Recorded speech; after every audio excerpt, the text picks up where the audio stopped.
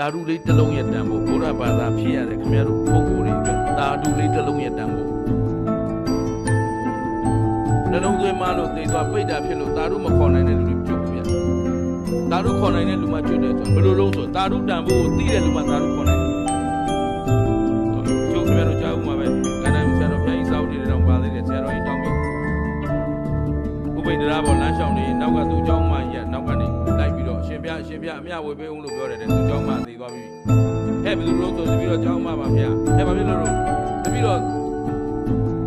မကျွတ်ဘူးဒီနားမှာရှိနေတယ်ဘာလို့လို့နေရမကျွတ်ရတော့ဟိုတနေ့ကနေအတွက်ရေသက်ချာအမြဝေပြီးဟုတ်တယ်အဲ့ဒါတပြီးတော့တကယ်ချင်းနေနဲ့ပါသွားလို့ဒါတို့ခေါ်လို့ရှိဘူး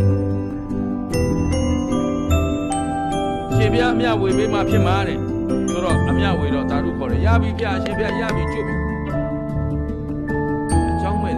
ဝတ္ထုတွေအများကြီးရှိတယ်။ဣဒဝတ္ထုတွေမှာအများကြီးရှိတယ်။ဒါပေမဲ့